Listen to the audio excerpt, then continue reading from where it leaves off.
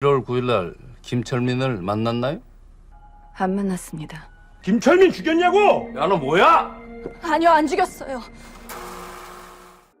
Film diawali dengan suasana pagi hari di kota Seoul. Pagi itu, seorang pria berperawakan culun dan pendiam sedang membeli bekal makanan di sebuah kafe. Pria ini bernama Sugo. Ia merupakan seorang guru matematika yang sangat jenius, tetapi cara mengajarnya begitu kaku dan cukup membosankan. Karena hal itu, banyak murid tidak memperhatikan pelajarannya. Tetapi, Sugo tetap sabar menghadapi kelakuan murid-muridnya. Setiap hari sebelum berangkat mengajar, ia selalu membeli bekal makanannya di sebuah kafe karena ia ingin bertemu wanita idamannya yang menjadi pelayan di kafe tersebut.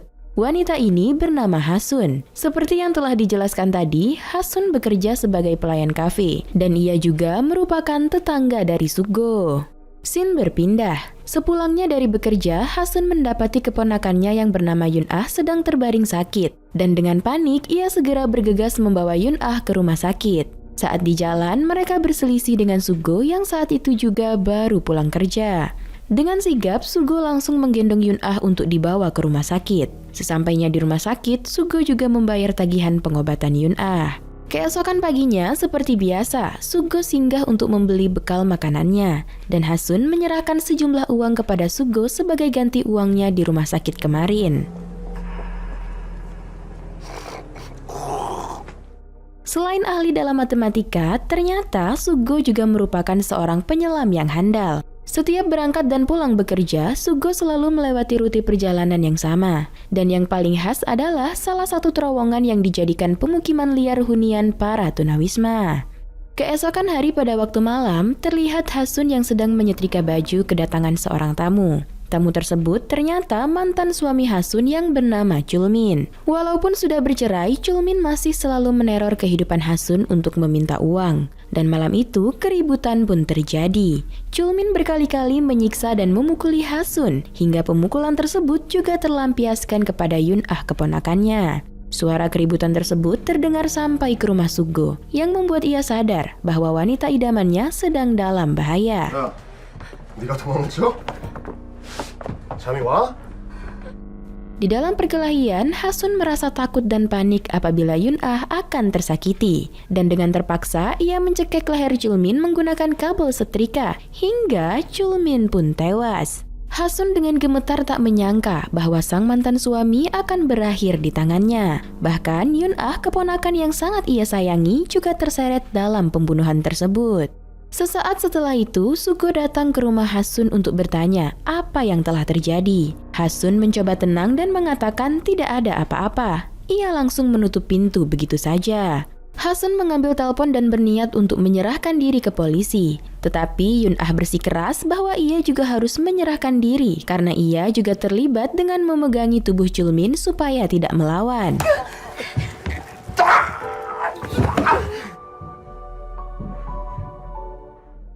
Hasun pun langsung memeluk Yun-ah dan melarangnya agar tidak menyerahkan diri. Hasun meminta Yun-ah untuk berpura-pura tidak tahu apa-apa. Dan seketika bel rumah mereka berbunyi lagi. Setelah dilihat, ternyata orang tersebut masih Sugo. Dan tanpa basa-basi, ia langsung mengatakan bahwa ia akan membantu. Hasun terkejut karena Sugo ternyata mengetahui semuanya. 두 분을 반드시 지켜드리겠습니다. 2 hari kemudian, polisi mendapat laporan bahwa ditemukannya seorang mayat di tepi sungai. Polisi langsung datang ke TKP melihat kondisi mayat yang wajah dan sidik jarinya sudah hancur. Hal itu membuat polisi kesulitan untuk mengetahui data diri korban. Di sekitar TKP, polisi mendapati sebuah sepeda yang sudah bocor bannya. Setelah itu, mereka juga menemukan kunci tempat penginapan di dalam tong sampah. 피하려고 완전히 갈았구만 갈아. 이거 면식범이죠 뭐. 그것도 피해자와 가장 가까워. 그죠?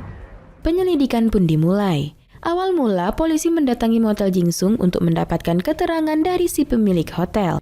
Di dalam kamar penginapan korban, polisi menemukan sebuah dompet dengan kartu identitas si korban. Dari kartu identitas korban, polisi mendapati bahwa si korban bernama Chulmin yang berusia 36 tahun. Hasil otopsi juga menyatakan DNA rambut yang ditemukan di motel sesuai dengan DNA korban, dan korban diperkirakan meninggal pada tanggal 9 November antara pukul 4 sore hingga 11 malam.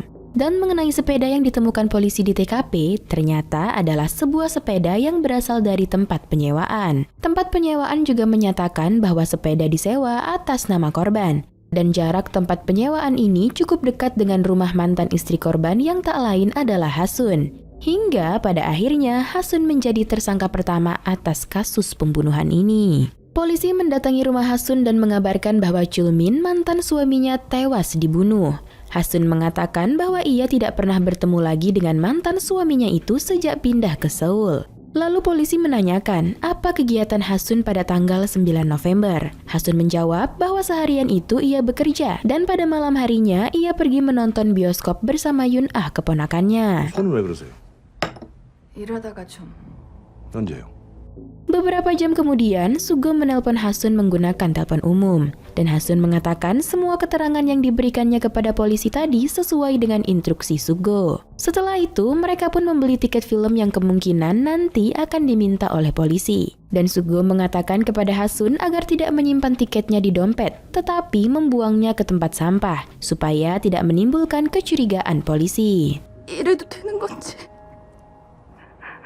저를 믿으셔야 합니다.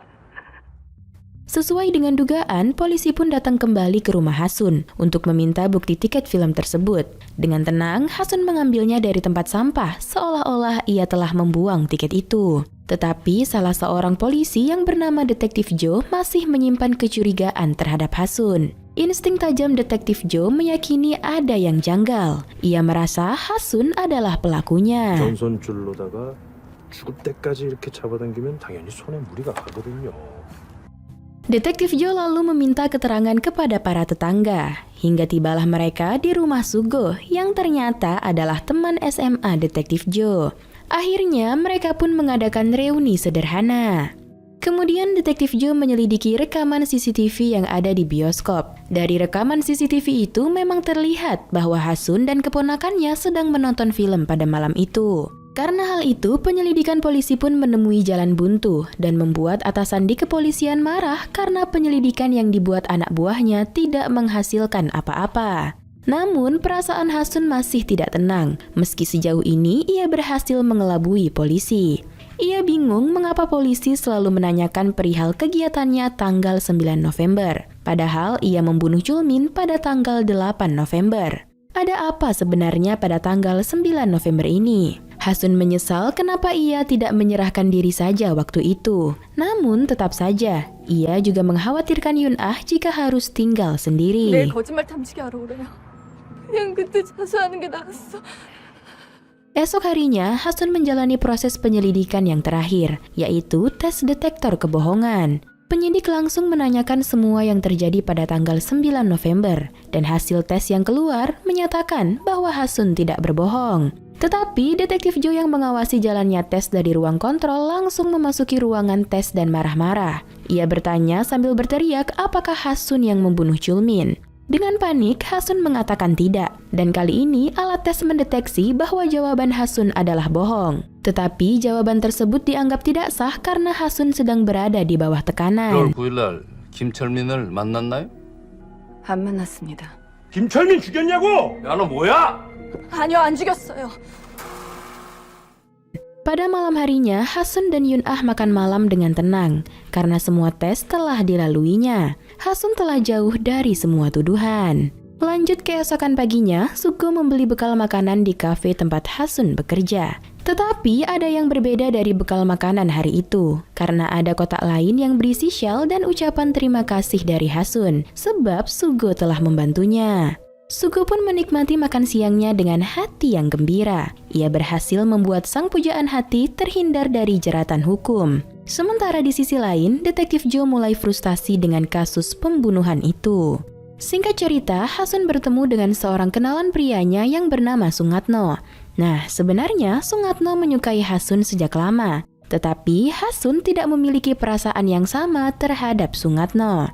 Malam itu, karena hujan, Sungatno mengantarkan Hasun ke rumahnya. Dan tidak sengaja, hal itu terlihat oleh Sugo yang menyebabkan sedikit api cemburu.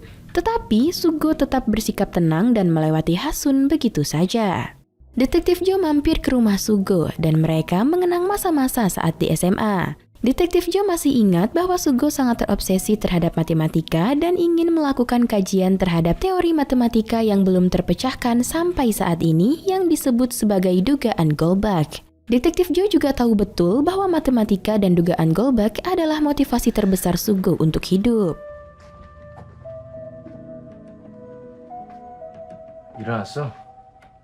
Keesokan paginya, mereka berangkat kerja bersama-sama. Mereka melewati terowongan, dan Detektif Jo melihat salah seorang tunawisma mencoba mengatakan sesuatu kepadanya. Tetapi Detektif Jo tak terlalu menanggapinya. 그래서 Suatu hari, Sungatno dan Hasun bertemu di sebuah restoran. Tanpa mereka sadari, ternyata Sugo sedang memperhatikan dari kejauhan dan mengambil beberapa gambar kebersamaan mereka. Sugo yang merasa kecewa membakar syal pemberian Hasun. Padahal sebenarnya itu adalah pertemuan terakhir antara Sungatno dan Hasun. Karena saat di restoran itu, Hasun mengatakan kepada Sungatno agar tidak menemuinya lagi. 내가 어떻게 알지? 내가 당신을 위해 어떤 일을 했는지 잊었어? Hingga pada akhirnya, Detektif Jo mendapati sebuah fakta bahwa Sugo tidak masuk kerja pada tanggal 9 sampai 11 November. Hal itu membuat sang detektif menaruh curiga terhadap teman lamanya itu. Tetapi kecurigaan Detektif Jo masih belum terbukti. Ia meminta rekannya untuk mengecek kembali pakaian korban di ruangan barang bukti. Dan didapati pernyataan baru bahwa barang yang digunakan korban itu lebih besar dari barang-barang milik Chulmin yang ditinggalkannya di motel tempat ia menginap. Detektif Jo menyadari bahwa Sugo adalah pria yang sangat cerdas, maka ia merasa Sugo terlibat lebih jauh dalam pembunuhan tersebut.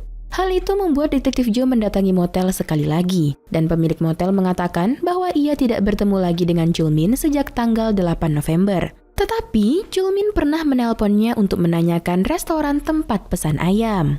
Detektif Jo semakin curiga dan mengingat keterangan pemilik motel yang mengatakan terakhir kali bertemu Chulmin pada tanggal 8 November. Dan besar kemungkinan Chulmin juga dibunuh pada tanggal 8, bukan tanggal 9 seperti yang mereka kira selama ini.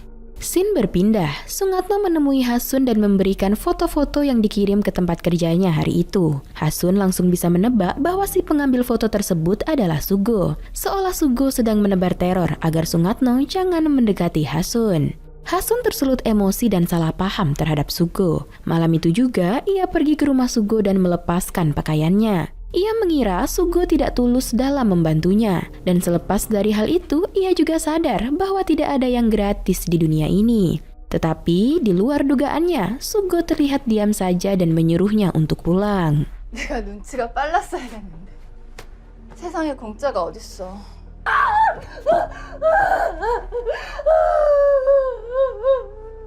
Suatu ketika, Sugo mendatangi Sungatno dan langsung menyerangnya. Karena hal itu, ia ditangkap dan ditahan atas laporan penyerangan. Saat diinterogasi, Sugo bukan hanya mengaku bahwa ia telah menyerang Sungatno, tetapi Sugo juga mengaku bahwa ia adalah pelaku pembunuhan Chulmin. Rumah Sugo pun langsung diselidiki polisi untuk mendapatkan barang bukti. Sementara itu, Detektif Jo sangat marah kepada Sugo karena ia tahu temannya itu bukanlah pembunuh, tetapi hanya melindungi seseorang. Detektif Jo tetap yakin bahwa pelaku pembunuhan Chulmin adalah sang mantan istrinya, Hasun. Detektif Jo juga mengakui bahwa ia tahu kalau Sugo mencintai Hasun. 이게 진짜 아니야! 네 좋은 머리 이거 너 어떡할 거야? 너 지금 제정신 아니야 임마? 어? Karena selalu didesak, akhirnya Sugo memberitahu kejadian yang sebenarnya. Ia juga meminta Detektif Jo agar memberikan sebuah surat darinya kepada Hasun. Singkat cerita, Detektif Jo yang telah mengetahui semua kebenaran menemui Hasun. Ia mengatakan semua hal telah direncanakan matang-matang oleh Sugo, hingga semua menjadi masuk akal jika Hasun tidak tahu apapun tentang tanggal 9 November. Juga mengapa ia bisa lolos tes detektor kebohongan dan lolos dari tuduhan. Sebab semua yang dilakukan Hasun sesuai dengan perintah dan rencana Sugo. Detektif Jo pun menjelaskan bahwa polisi menduga tanggal pembunuhan adalah tanggal 9 November, sedangkan sebenarnya Hasun membunuh Chulmin tanggal 8 November. Mendengar pernyataan tersebut, Hasun bergetar. Tetapi Detektif Jo mengatakan bahwa dugaan polisi juga benar mengenai mayat yang ditemukan meninggal pada tanggal 9, karena sebenarnya mayat tersebut bukanlah mayat Chulmin. Hasun pun terkejut. Kita kembali kepada waktu kejadian. Sugo memberikan sejumlah uang kepada seorang tunawisma yang ada di terowongan agar mau ikut dengannya. Ia membawa tunawisma itu untuk menginap di motel. Kemudian Sugo menelpon pemilik motel dan mengaku sebagai Chulmin. Rencana Sugo adalah ia ingin menjadikan tunawisma ini sebagai Chulmin. Lalu pada tanggal 9 November pukul 9 malam, Sugo mengajak tunawisma itu keluar motel dan menuju ke sungai. Sugo membunuh tunawisma itu dengan mencekik lehernya menggunakan kabel. Jadi mayat hancur yang ditemukan polisi bukan merupakan mayat Chulmin, melainkan mayat tunawisma yang dijadikan kambing hitam oleh Sugo. Sedangkan mayat Chulmin yang asli diikat di dasar sungai agar tidak pernah ditemukan. 나오지 않는다고 해도 화선 씨는 언제 시체가 발견될까 노심초사하며 평생을 살게 될 거다. Sugo juga sengaja menebar teror lalu menyerang Sungatno agar ia kemudian bisa ditangkap. Sebab Sugo tahu bahwa posisi Hasun belum aman sebelum adanya tersangka. Ya, begitulah semuanya telah direncanakan Sugo dengan sangat matang. 정말로 완벽하게 수기를 했던 사람은 바로 백하선 씨였습니다. Hasun membuka dan membaca surat itu. Kemudian di sana tertulis ucapan terima kasih Sugo. Karena berkat Hasun, Sugo memiliki motivasi hidup. Di masa lalu, Sugo hanya hidup untuk matematika. Ia tidak punya ketertarikan lain selain matematika. Ia pernah sangat frustasi karena belum bisa membuktikan dugaan Golbak. Sehingga pada hari itu adalah hari pertama Hasun pindah ke sebelah rumah Sugo. Yang kemudian membuatnya tertarik kepada Hasun sejak pandangan pertama. Ia mengatakan sejak saat itu, ia menemukan sesuatu yang lebih indah dari matematika. Bahkan tanpa Hasun sadari, sedikit kebaikan darinya dengan memberikan Sugo kue hari itu adalah hal yang sangat berharga bagi Sugo.